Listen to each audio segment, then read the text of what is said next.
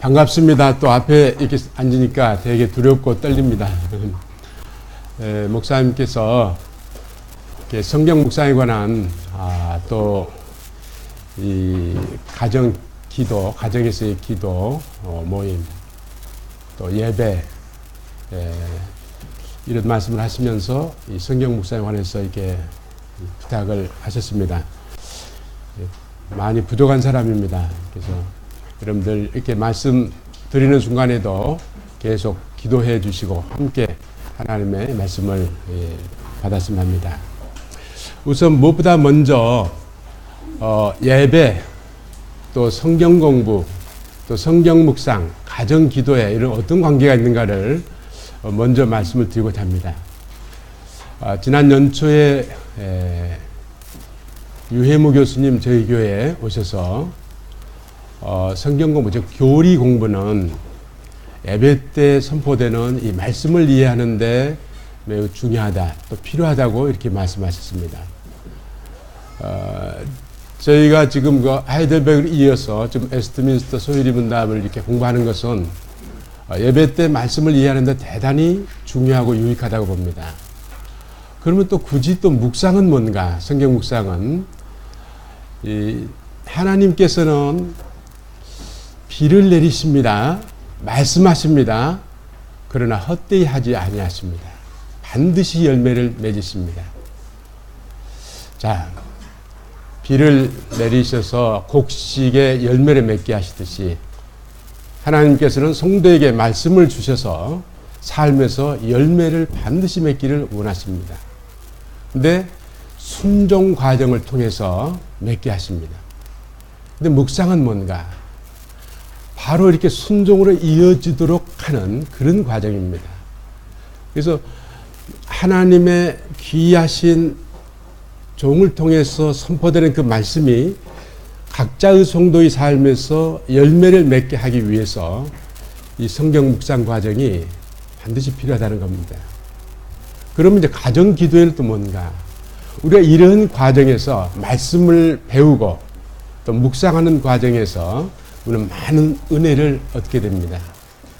그것을 쉐어링하는, 나누는 시간이자 또 가족원 중에서 어떤 부분을 이해하지 못하는 부분을 또 설명해주고 도와주고 이끌어주는 그러한 그 모임 되겠습니다.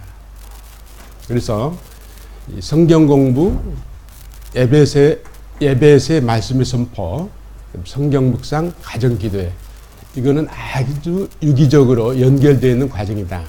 그렇게 볼 수 있겠습니다. 굉장히 좀 건조해서 좀 마르네요. 좀 물 좀 먹겠습니다.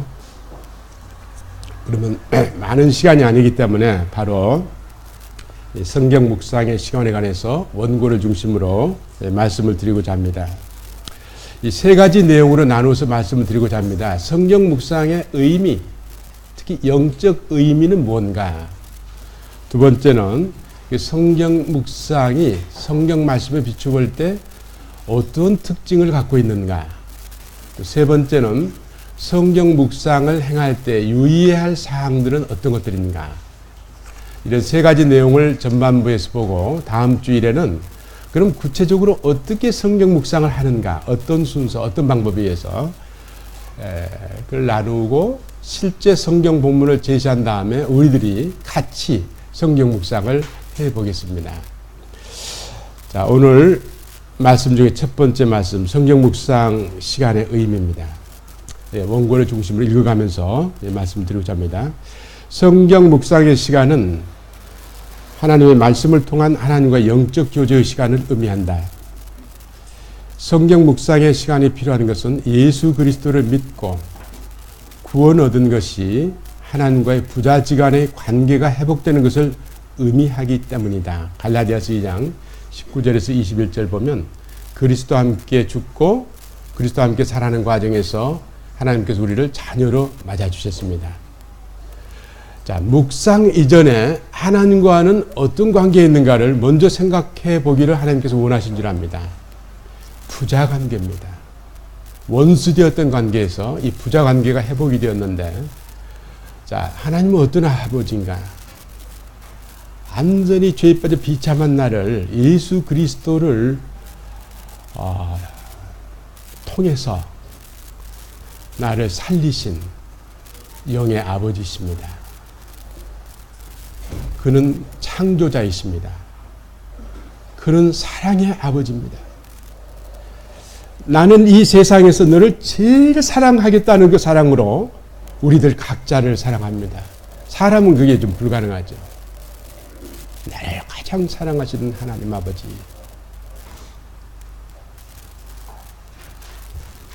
그 하나님과의 부자 관계를 생각하면서 이 말씀을 받는 겁니다.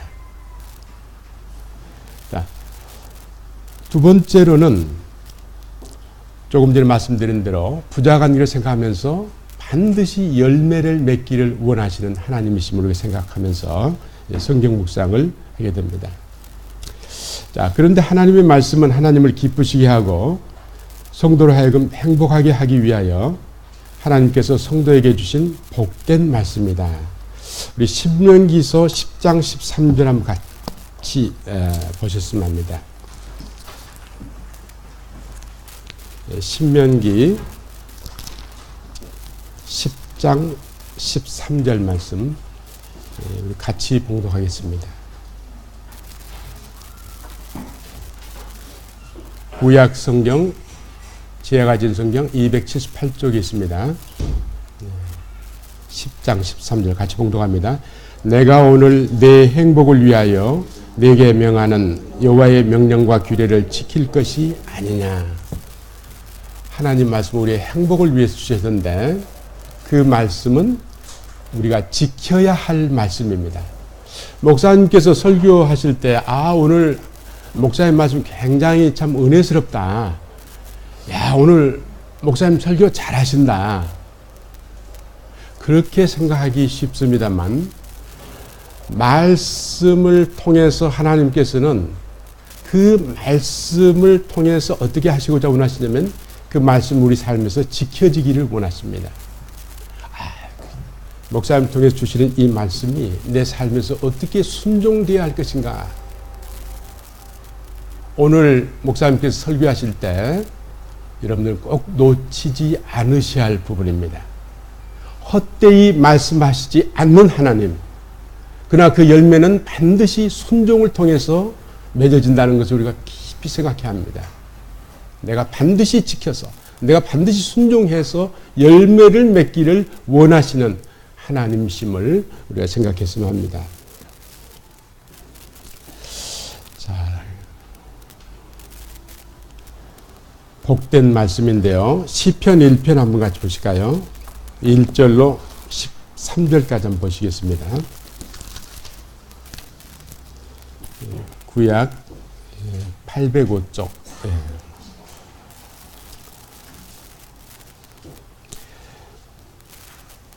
우리 같이 한번 봉독합니다.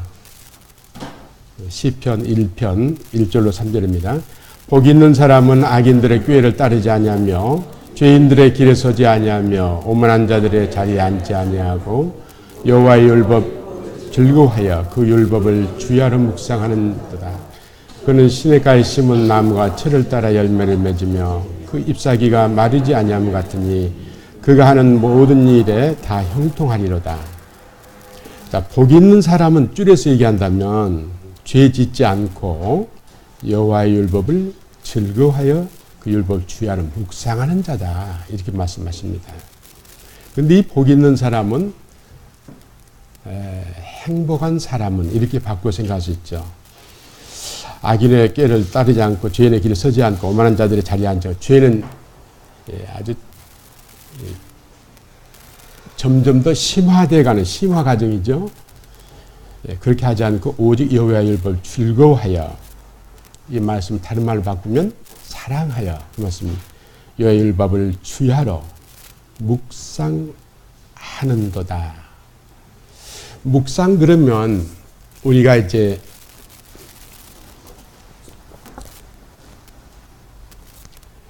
말씀을 이제 뭐 다른 성경 간주에 쓰는 조용히 읊조리다 이런 말씀도 있고, 또 반복해서 생각하다, 곰곰이 생각하다, 여러 가지로 생각할 수 있습니다. 그런데 그렇게 단순한 말씀이 아닙니다. 이 원어적인 의미를 깊이 따져보면 영어를 사용해서 좀 죄송합니다. muse, M-U-S-E, 곰곰이 생각하다 그런 뜻이죠. 거기에서 끝나지 않고 두 번째 깊은 뜻은 moan, M-O-A-N, G-R-O-W-N, growl 이런 의미가 있습니다. 굉장히 아파하면서 아주 굉장히 큰 소리로 이렇게 아파하는, 마치 맹수가 깊은 상처를 받았을 때 숨습니다. 깊은 심산유곡에 들어가서 엉엉 우는, 고통을 참지 못해서 울부짖는 그런 의미입니다. 성도가 죄를 지었을 때 바로 그런 심정이 될 겁니다. 그 죄의 비참, 단순하지 않죠. 원통하죠. 아프죠. 하나님께 너무너무 죄송합니다. 그런 심정입니다.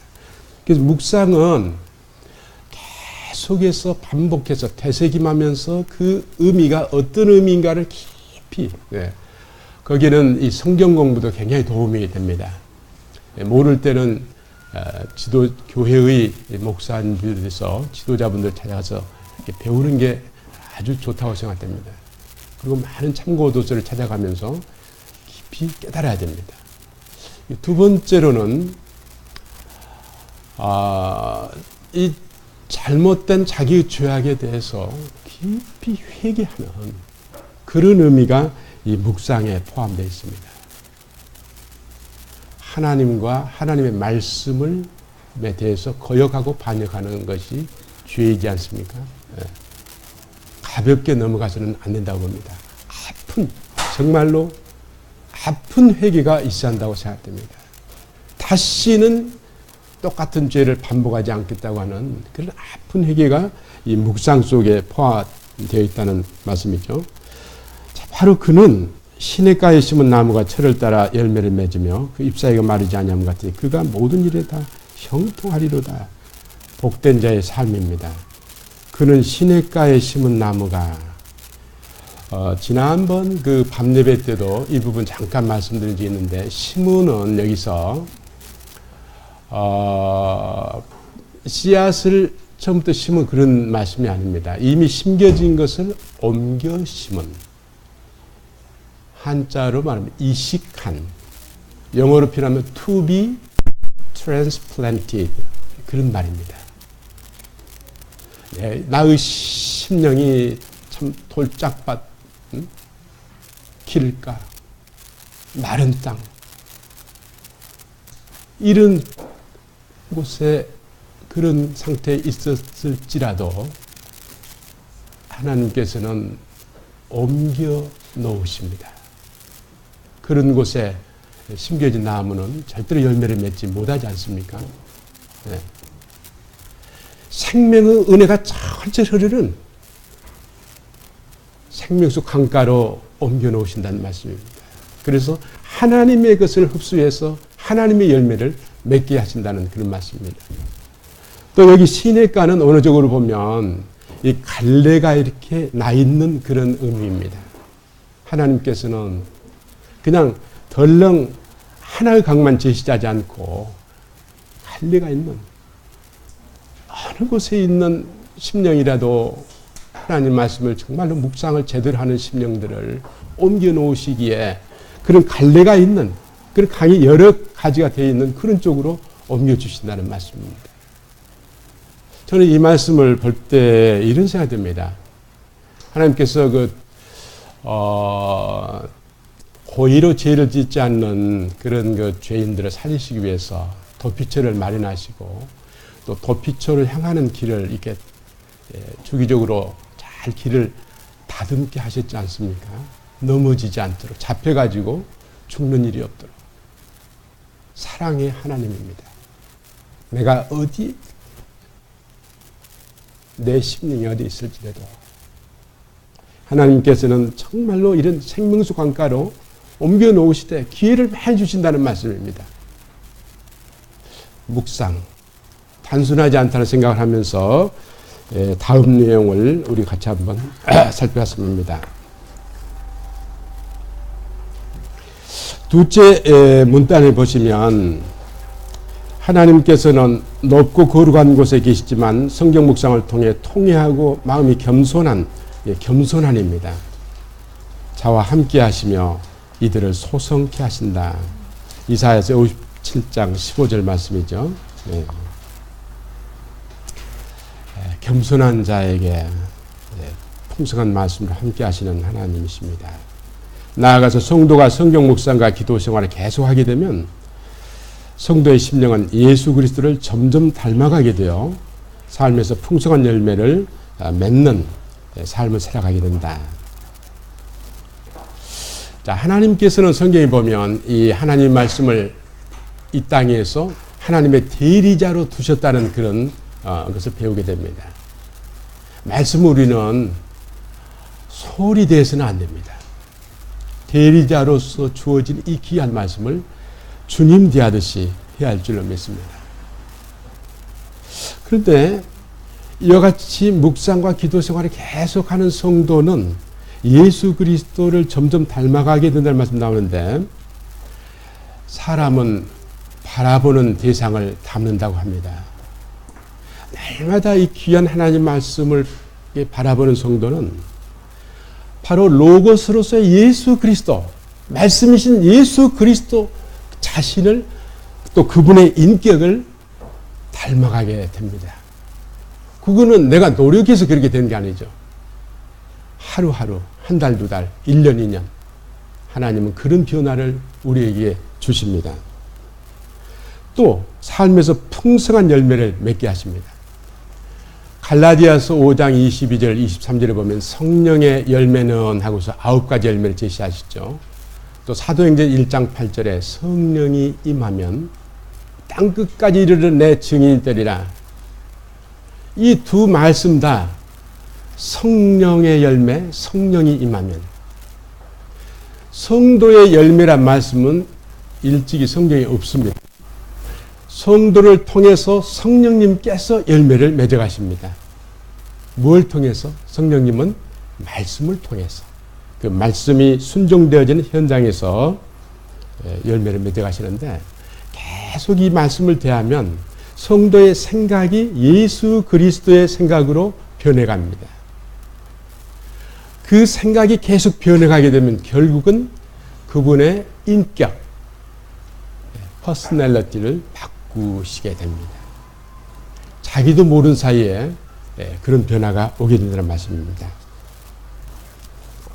그 다음 문단 한번 보시면 한편 성도는 순종을 통해서 하나님 말씀을 깊게 깨닫게 된다. 자, 말씀을 깨닫는 방법이 여러 가지가 있죠. 하지만 가장 깊게 깨닫는 방법이 순종이라고 합니다. 무디 목사님께서도 순종은 하나님의 말씀을 배우는 좋은 학교다 이렇게 말씀하셨죠. 나아가서 성도는 성경 묵상을 통해 하나님을 뜨겁게 사랑하게 되고 묵상을 해서 말씀을 깊이 알면 할수록 얼마나 나를 사랑하는 하나님인가. 어린아이가 자라갈수록 부모의 사랑의 깊이를 더 깨닫듯이 우리도 그렇게 됩니다. 또한 하나님의 말씀도 마음속 깊이 사랑하게 됩니다. 자, 우리도 가장 사랑하는 사람의 말을 가장 사랑하게 됩니다. 그래서 자기도 모르게 이 지상에서 나는 뭘 제일 사랑하지? 자문자답할 때 아마 말씀이라고 이렇게 나올 겁니다. 가장 사랑하신 분의 나를 가장 사랑하신 분을 나도 가장 사랑하게 되고 또 가장 사랑하시는 그분의 말씀을 나도 가장 사랑하게 됩니다. 이런 변화가 우리 삶에서 오게 됩니다. 또 나아가서 그 다음 문단에 보시면 성경 묵상을 통해 그리스도께 순종함으로써 그리스도와 연합하게 되어 내주하시는 성령님께서 주장하시고 행하시는 삶을 살아가게 되고 하나님께서 약속하신 온갖 은혜들을 받아 누리는 삶을 살아갈 수 있게 된다. 주님은 언제 연합하는가? 오늘 이제 바로 성찬식을 갖게 됩니다. 주님이 준비하신 떡과 포도주를 받습니다. 포도주, 구속의 은혜입니다. 떡, 구원받은 자의 구원의 생명력을 상징하지 않습니까? 근데 이 과정을 통해서 떡을 먹으면 우리의 신체 일부가 되듯이 주님과 우리는 하나 되는 것을 원하십니다. 연합. 네. 근데 언제 연합이 되는가? 순종을 통해서 연합하십니다. 묵상이 그래서 중요하다는 사실입니다. 묵상이 왜 복 있는 사람은 죄 짓지 않고 묵상하는 사람인가? 주님과 연합하는 사람보다 더 행복한 사람이 있을까요? 주님은 all in all. 모든 것의 모든 것 되신 주님. 그분 한 분만 내가 모시면 모든 것을 가진 것 이상의 모든 것을 가졌습니다. 가장 행복한 자입니다. 연합은 어떤 과정을 통해서 이루어진다고 조금 전에 봤을까요? 대답 안 하시면 진행 안 할랍니다. 연합은 주님과의 뭘 통해서? 주님께 대한 뭘 통해서? 순종을 통해서. 예수 그리스도께서도 십자가에 이제 돌아가셨는데 그런 고난을 통해서 순종을 배웠다고 하나님이신 예수 그리스도께서 순종을 배웠다는 말씀이 그게 무슨 말씀일까요? 실제로 뭘 배우셨겠습니까? 하나님이신데 하지만 그만큼 순종은 오묘하다는 말씀입니다. 좀 죄송합니다만 한 20년 넘게 순종이라는 하나의 그 주제를 가지고 계속 좀 공부를 해봤어요. 뭘 안다고 할 수가 없는 게 순종인 것 같습니다. 저는 공부를 안 할 때나 할 때나 여전히 모기는 마찬가지인 것 같아요. 너무나 오묘한. 그래서 그 과정을 통해서 주님은 연합을 이루어가십니다. 자, 그래서 시간이 많지 않으므로 이 참고 말씀 좀 메모해 주시면 감사하겠습니다. 갈라디아서 5장 25절 방금 말씀드린 순종을 통해서 연합해 가는 과정을 여러분들이 참고하시는 도움되는 말씀 갈라디아서 5장 25절 또 빌립보서 2장 13절입니다. 또 로마서 8장 4절 14절 말씀들을 보시면 도움이 되시라고 봅니다. 특히 빌립보서 2장 13절에 보면 너희 안에 행하시는 이는 하나님이시니 하면서 우리로 하여금 그 선을 행하고자 하는 소원을 주시고 또 그 선을 행할 수 있는 능력을 공급해 가시면서 순종 이루어지도록 하신다는 말씀이 나오죠. 여러분들은 좀 말씀 순종하는 대단히 어려움 좀 많이 느끼셨을 거예요. 그러나 이 말씀을 기억해야 합니다. 하나님께서는 순종하라고 하셔놓고 우리들이 순종하라고 할 때 역설적으로 언제 내가 너에게 순종하라고 하더냐 이렇게 물으실 수도 있습니다. 왜냐? 우리 것 가지고 순종하려고 할 때 우리는 100% 실패합니다. 저는 순종할 수 없는 자입니다. 구원받은 이후에도 마찬가지입니다. 그런 영적 능력이 없는 줄 하나님 아버지 잘 아시지 않습니까? 고로 그러한 순종이 이루어질 수 있는 능력을 또 믿음을 저에게 허락하여 주옵소서. 그리고서 무조건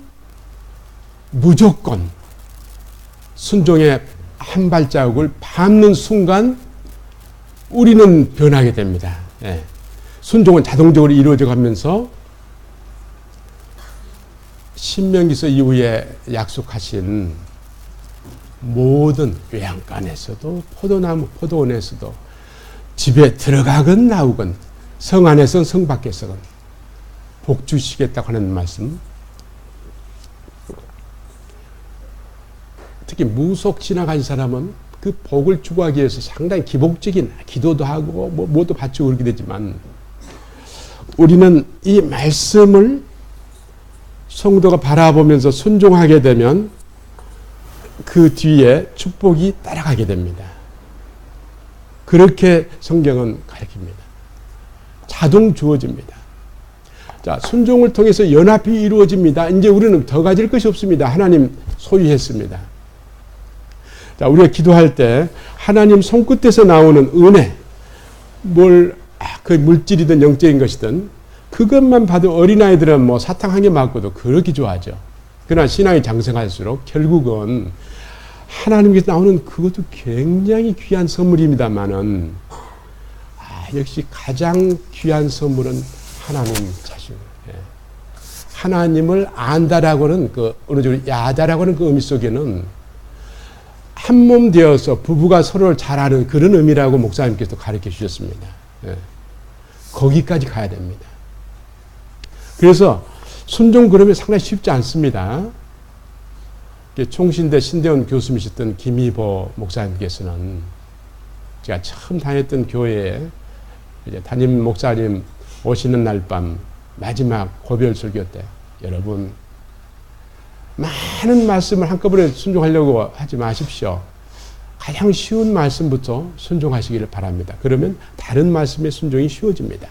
그렇게 말씀하셨어요. 잊을 수가 없는 말씀입니다. 가장 간단한 말씀부터 놓치지 말고 너무너무 귀한 사랑의 하나님의 말씀에 사랑의 말씀이기 때문에 순종하는 우리들이 꼭 되었으면 합니다. 두 번째 성경 묵상의 네 가지 특징인데요. 첫 번째, 성경 묵상이란 동양 종교들이 주장하듯이 생각을 비우는 것이 아니라 성도가 하나님과 하나님 말씀에 거하게 되므로 요한복음 8장 31절 보면 말씀에 거하라고 그랬죠. 성도의 심령이 하나님의 말씀으로 채워지는 것을 의미한다. 성경 묵상을 통해 성도의 심령에 말씀 충만, 즉 성령 충만이 이루어지게 되는 것이다. 자, 특히 불교 어떻습니까? 마음을 비우라고 그러죠. 비우기는 뭐 비우면? 이제 비운 상태가 되면 사탄은 가장 좋아하는 상태가 되죠. 가만 놔둡니까? 우리는 중간지대 없습니다. 하나님으로 채워지든지 사탄으로 채워지든지 그렇습니다. 뭘 비웁니까?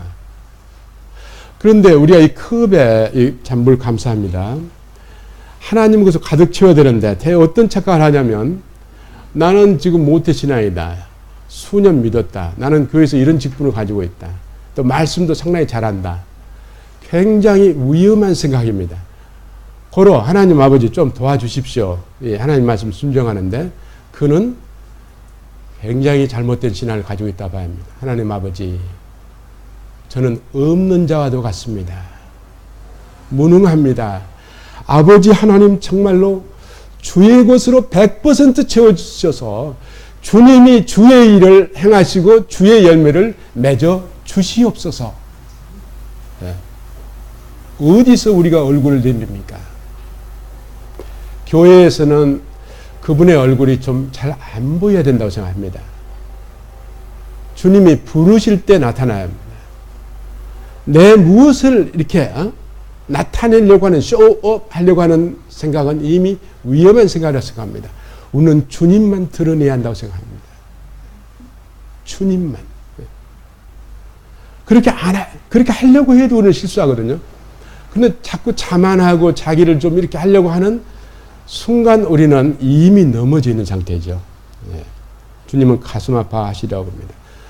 자, 그래서 이 말씀을 가득 채워지게 되면 성령 충만이라는 말씀은 말씀 충만이라는 말씀으로 바꿀 수 있다고 성경 가르치시죠. 자, 두 번째는 하나님의 자녀인 성도는 성경 묵상을 통해서 하나님의 음성에 집중하게 되어 하나님께서 말씀하신 것을 보다 분명하게 알게 됩니다. 자, 산탄총은 퍼져서 나갑니다. 예. 강력한 총이 아닙니다. 맞으면 맞고 말면 말고. 예. 그러니까 확실한 총이 아니다 보면 여러 발 나가다 보면 하나 맞겠지. 예. 그게 아니죠. 우리는 말씀을 집중해서 들어야 합니다. 창조주이신 하나님 앞에서 피조물로서 구원자이신 하나님의 말씀을 구원받은 사람으로서 아버지의 말씀을 자녀로서 부자 간의 관계의 입장을 늘 잊지 않고서 하나님의 말씀을 생각해야 합니다. 그래서 오늘 목사님께서 하나님의 말씀 대언하실 때 우리는 정신을 바짝 차려야 된다고 생각합니다. 정신 바짝 차려야 합니다. 이 말씀을 통해서 열매를 맺고자 하시는데 내가 이 말씀 먼저 깨달아야지 않겠습니까? 지적 작용을 해서 굉장히 중요합니다. 그리고 예배 후에 혹시 의문 사항이 있으면 이렇게 교회 지도자끼리 좀 여쭙고 다른 분들의 도움을 받아서 그 말씀을 100% 우리는 이해해야 합니다. 그래서 성도 교제가 필요하고 또 가정 기도회가 필요하다고 생각합니다. 자, 세 번째는 성경 묵상은 성도의 삶에 변화를 가져옵니다. 하나님의 말씀을 묵상하고 순종하게 되면 성령님께서 성도의 삶을 하나님의 말씀을 통해서 변화시키십니다. 성도의 믿음이란 하나님의 말씀에 의해 변화된 삶입니다. 그러므로 성도의 믿음은 성경 말씀을 듣고 묵상하는 데서 주어집니다.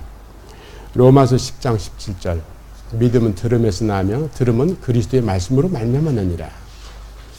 자, 우리는 말씀을 계속 묵상함으로써 그리스도를 닮아간다는 말씀 드렸는데 그건 우리 자신도 변하지만 우리의 삶도 변하게 됩니다. 어쩔 수 없습니다. 그래서 싱클레어 퍼거슨 목사님은 믿음은 말씀에 의해서 변화된 삶이다. 그래서 믿음은 목사님께서 늘 강조하시듯이 어떤 이론책이나 어떤 의식체계가 아닙니다. 말씀에 의해서 현장에서 삶이 변화되어 갈 때 그런 믿음이 성장한다고 이렇게 볼 수 있을 것입니다. 자, 네 번째로는 성경 묵상을 한 후에 드리는 기도는 하나님 말씀에 대한 이해와 순종을 염두에 둔 기도이다. 자, 이해는 무슨 첫 번째 이해가 필요하냐면 이 말씀을 하신 하나님은 누구신가? 이걸 먼저 잘 알아야 됩니다. 자, 여러 가지 모습으로 나타나실 겁니다. 사랑의 하나님, 구원의 하나님, 위로의 하나님, 권면의 하나님, 또 회개케 하시는 하나님, 징계하시는 하나님. 그걸 놓쳐서는 안 됩니다. 우리들에게 많은 사람들이 주신 말씀이면서도 어쩌면 그 말씀은 나에게 주신 말씀입니다. 1대1의 관계에서. 그래서 성경은 독백체로 쓰여진 말씀이 아니라 대화체로 쓰여졌다고 합니다. 모놀로그가 아니라 다이얼로그입니다. 말씀을 들으면 반응해야 합니다. 감사와 회개로서 반응하고 삶에서 순종으로서 반응해야 합니다. 우리의 반응은 어떻게 나타나고 있습니까?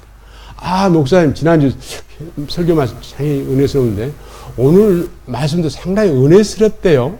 남의 얘기를 하듯 이렇게 한다면 그분을 좀 꼬집었으면 좋겠어요. 성도님에게 하신 말씀입니다. 예. 우리들에게 하신 말씀입니다. 그래서 오늘 말씀을 들으실 때 아주 최고의 집중도를 유지하시면서 말씀을 들으시면 이 말씀이 내 삶에서 순종되어져야 해요. 그래서 들은 말씀을 순종되어지기 위해서 이제 묵상 과정을 거치게 되는데 이제 그 방법은 이제 다음 주에 보겠습니다만, 자, 이해 하나님은 누구신가? 첫 번째 이해하셔야 되고 두 번째는 이 말씀을 통해서 우리에게 어떤 메시지를 전달하고 계신가를 이해해야 합니다. 그리고 이 말씀은 나에게 순종을 요구하시는 말씀이구나. 그것을 항상 놓쳐서는 안 됩니다. 그렇게 들으실 때 그 말씀이 정말로 맛있는 음식이 나의 그 일부가 되어가듯이 그렇게 변해져 갑니다. 자, 부탁드립니다. 그렇게 해 주시겠습니까? 대답이 조금 나게 해서 죄송합니다. 다시 한번 여쭈겠습니다. 그렇게 해 주시겠습니까? 네. 그렇게 하십시다. 하나님이 그렇게 제가 부탁드린 게 아니라 하나님이 그렇게 원하십니다. 자, 그 다음 내용을 한번 보시면 세 번째로 성경 묵상 시간을 올바르게 갖기 위해서 유의해야 할 두 가지 사항인데요. 하나님 말씀은 앞에서 말씀드렸던 것처럼 묵상하는 것은 하나님과의 말씀을 통한 영적 교제라는 말씀을 드렸죠. 하나님께서는 말씀하시고 우리는 기도, 감사, 순종으로서 이렇게 반응하게 됩니다. 그래서 묵상을 올바르게 하기 위해서는 다음 두 가지 사항이 유의해야 되겠는데요. 첫 번째는 하나님께서 인간을 창조하실 때 하나님의 형상대로 창조하셨다는 말씀은 하나님의 인격을 닮도록 창조하셨다는 그 말씀이죠. 그래서 근본적인 그 창조의 목적이 하나님과의 영적 교제에 있습니다. 하나님께서 만약에 로봇을 만드셨다면 영적 교제가 될까요? 하나님의 인격을 가진 자만이 하나님과의 정상적인 교제가 되시겠죠. 영적 주파수가 맞아야 됩니다. 그만큼 하나님께서 우리와 영적 교제, 쌍방향 커뮤니케이션, 영어를 사용해서 죄송합니다. two-way communication이죠. 그게 이제 이루어지도록 했는데, 하나님 대부분의 경우는 원웨이입니다. 일방적. 하나님은 얼마나 외로우신지 모르겠습니다. 구약시대 때 성막을 어디에 지었을까요? 성전을 어디에 지었을까요? 동네 가장 중심되는 곳에 지으셨지 않습니까? 신약시대의 성전으로서의 우리의 심령 어디에 있을까요? 우리의 중심입니다. 하나님은 우리의 가장 중심에 계셔서 나와 가장 가까운 곳에서 교제하기를 원하신다는 말씀입니다. 그럼에도 불구하고 그걸 잊어버리고 하나님 따로 나 따로 할 때 하나님께서는 계속 문 밖에 서서 계시는, 하나님을 왕따시키는 그런 모습이 아닐지. 오늘 우리는 이 시간 끝나고 예배 드리기 전에 우리 같이 마음속에 이렇게 기도했으면 합니다. 하나님을 너무나 참 제가 잘못 모셨네요. 마음 중심에 모시겠습니다. 주님은 나의 주관자이시요 주제자이십니다. 이어서 하나님께서 저를 가장 사랑하시지 저도 하나님을 가장 사랑하겠습니다. 사랑해요 하나님. 이런 기도를 같이 한번 드렸으면 합니다. 우리의 그 심령의 뜨거운 정도가 시시각각 좀 달라지리라고 생각합니다. 자, 그래서 그 교제의 방법도 인격적이 합니다. 그래서 무속종교에서 우리가 필요할 때 그냥 달라고 하는 막무가내로 기도와 비슷한 짓을 하게 됩니다. 그와 같은 것이 필요 없을 때는 그렇게 하지 않습니다. 하나님 대할 때도 그렇게 해서는 안 됩니다. 어떤 상황에서도 하나님과 이 가장 깊은 친교의 관계를 우리가 유지했으면 합니다. 한편 하나님과 성도의 관계는 그리스도의 십자가의 구속의 사랑으로 연결된 사랑의 관계, 즉 부자의 관계인 것을 아버지와 아들, 아버지와 딸과의 관계임을 앞서 말씀드렸습니다. 이 생각을 꼭 잊어서는 안 되고요. 두 번째는 기독교는 사색의 종교가 아닙니다. 뭘 내가 탐구해서 진리를 깨닫거나 파악하는 그런 종교가 아니고 이미 진리의 말씀이 주어진 그걸 또 그리스도를 통해서 마지막으로 계시하신 그런 종교입니다. 하나님은 창조주이시기 때문에 하나님과의 교제는 성도로부터 시작되는 게 아니라 바로 그 창조자이신 또 말씀의 주관자이신 그 하나님으로부터 시작이 됩니다.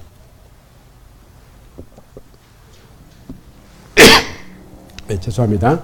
그래서 하나님께서 먼저 성도에게 계시의 말씀을 주셔서 그 말씀의 중거에서 지시하시고 요청하시고 접근하시는 것을 이제 성도가 받아들이는 입장에서 순종하는 시간을 묵상의 시간이라고 할 수 있습니다. 즉 하나님 중심 신앙이죠. 하나님이 시작하시고 하나님이 진행하시고 하나님이 열매 맺으시는 종교 바로 기독교입니다. 그러면 나는 뭔가? 우리는 철저히 도구입니다. 잘 써야지 할 사람입니다. 그래서 이 두 가지 우리를 하나님의 인격을 닮도록 창조하신 하나님이시고 두 번째는 이 기독교가 계시의 종교라는 말씀인데 그래서 하나님으로부터 이 모든 게 시작된다는 말씀인데 이 두 가지 말씀을 종합해 보면 하나님과의 인격적 교제는 그 가로놓기 하나님 중심적인 입장에서 이루어져야 되고 하나님께서 먼저 시작하신다는 말씀입니다. 일방적인 것이 아닌 대화를 통해서 이루어져야 한다는 것을 알 수 있습니다. 중요한 것은 그 대화가 하나님으로부터 시작되고 우리는 피동적이다. 이 피동적이라는 말씀 앞에다가 좀 볼펜 아끼지 마시고 비율표를 한 5개 이상 좀 했으면 합니다. 피동적. 우리는 너무나 자동적이었습니다. 하나님 말씀 이제 배웠고, 그러면 내가 순종하겠다. 앞장섭니다. 100번 안 됩니다. 하나님 말씀이, 목사님께서 항상 감정을 앞세우지 마시라고 하셨습니다. 말씀이라는 기관차를 우리는 따라가면 됩니다. 그래서 이 말씀이 앞장서고 우리는 피동적으로 따라가면, 피동적이라는 말씀이 굉장히 은혜스럽습니다. 자동적이 쉽습니까? 피동적이 쉽습니까? 마라톤 할 때 선두에 잘 안 달리려고 합니다. 피곤합니다. 두 번째, 세 번째, 그저 묵묵히 그 페이스 유지하면서 따라가는 게 훨씬 쉽습니다. 자, 주의 말씀을 그냥 따라가는 게 얼마나 쉬운가. 그리고 순종 순간에 주님께서 순종할 거리를 깨닫게 하시고 순종할 수 있는 능력과 은혜를 현장에서 허락하십니다. 따라가면 됩니다. 근데 그것도 멀찍이 따라가는 게 아니라 하나님, 야고보서 보면 하나님께로 가까이라는 말씀 있지 않습니까? 그건 구약적 표현은 신앙이란 말입니다. 근데 그 정도가 가까이 정도가 아니라 우리는 결국 따져보면 주님과 연합되어 있는 상태죠. 이런 상태에서는 바로 하나님이 날 통해서 그냥 하나님 마음 내 마음, 하나님 뜻 내 뜻, 하나님 행하신 건 내가 행하는 것.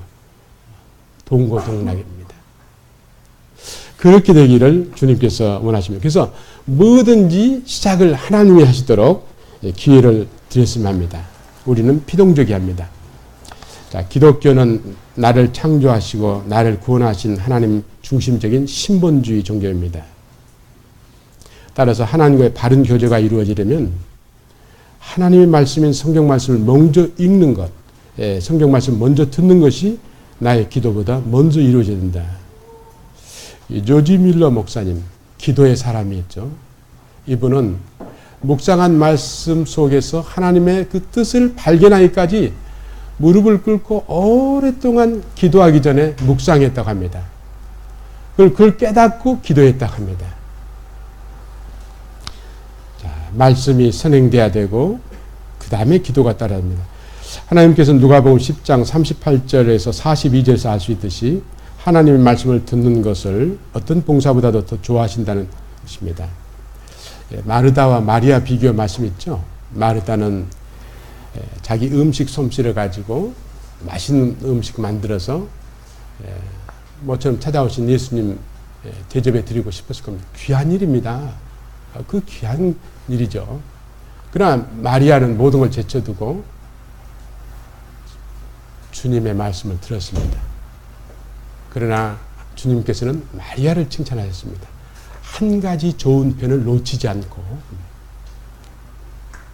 모든 것의 최우선은 주님 자신입니다. 또 로고스로서의 주님이십니다. 말씀 최우선. 가장 중요시 하신다는 말씀도 있지만 이 순서의 입장에서도 말씀이 맨 앞에 선다는 말씀, 우리는 피동지게 된다는 말씀을 우리가 꼭 잊어서는 안 되겠습니다. 그러므로 묵상의 시간이나 새벽기도 시간에 자기 얘기만 많이 하고 하나님 말씀을 듣지 않으려고 하는 것은 잘못된 것이 되겠습니다. 자, 오늘 말씀을 정리해 봅니다. 따라서 성경 공부가 성경 내용에 대하여 지식적인 이해를 위한 지식적인 접근 방법입니다. 그래서 말씀을 깨닫는다는 점에서 성경 공부 대단히 중요합니다. 중요하지 않다는 말씀이 아닙니다. 방법론적인 차이라는 말씀입니다. 성경 묵상은 지식적인 이해를 위주로 하지 않고 하나님과 대화하는 시간이므로 하나님의 말씀을 먼저 읽고 묵상한 후에 대답하고 회개하며 순종하기로 다짐하는 시간입니다. 요한복음 18장 37절에도 보면 내가 왕이니라 진리에 대하여 증언하려 함이로라 무릇 진리에 속한 자는 내 음성을 듣느니라. 이렇게 말씀하셨죠. 자, 이제 한마디로 정리해 봅니다. 자, 교회에서의 설교에서 주어지는 그 말씀, 성경 공부, 또 성경 묵상, 가정 기도의 어떤 관계인가? 벌써 하나님께서는 맨 먼저 말씀을 선포하십니다. 우리의 온 삶이 예배의 삶이듯이 우리의 삶의 대표로 드려지는 오늘 드려지는 예배의 시간, 생명을 걸기를 바랍니다. 우리 같이 생명을 걸고 말씀을 드려야 합니다. 거기서부터 시작됩니다. 목사님께서도 많은 기도를 통해서 준비하셨습니다. 그 기도 중에 하나님께서 우리 가나교회에 필요한 말씀을 오늘 들려주실 것입니다. 그 말씀은 순종되어져야 할 말씀입니다. 묵상 과정을 통해서. 그런 관계입니다. 그리고 순종되어질 때 많은 받은 은혜를 가정 기도회, 또 교회에서의 소그룹 모임, 아니면 성도님 간의 교제를 통해서 쉐어링, 나눔이 되어져야 합니다. 그리고 혹시 말씀을 잘 못 깨달은 부분을 서로 도와줘야 됩니다. 이런 관계, 아주 유기적인 관계에 있다는 겁니다. 그래서 어느 하나도 소리하십니다. 그러나 가장 중요시 해야 할 건 어떤 시간일까요? 다 중요합니다만, 잘못 얘기했다가 틀리느니 침묵함으로 중간은 가자. 네. 예배의 시간입니다. 생명을 걸어야 됩니다. 자, 오늘 말씀을 이렇게 정리를 하고 다음 시간에는 실제 이제 묵상하는 것을 같이 한번 해보겠습니다. 잠깐 기도하고 마치겠습니다. 거룩하시고 자비로우신 우리 아버지 하나님 너무나 감사합니다. 복된 저희 교회에 참 귀한 교육자님들 보내주셔서 순전한 말씀을 주시고 그 말씀을 이제 묵상을 통해서 맺어야겠다는 생각을 또 저희들로 하여금 갖게 하시고 또 그런 과정에서 기도하며 또 받은 은혜를 나누고자 하는 이런 마음들을 주시니 감사합니다. 주님께서 인도하신 대로 잘 따르는 하나님 말씀에 피동적으로 순종하는 주의 백성들 다 되게 하여 주시옵소서. 하나님 아버지, 그래서 열매를 풍성히 맺는 저희 관악교회 또 가정 성도님 한 분 한 분들이 다 되게 하여 주시옵소서. 참으로 감사하고 우리 주 예수 그리스도를 받들어 간절히 기도드리옵나이다. 아멘.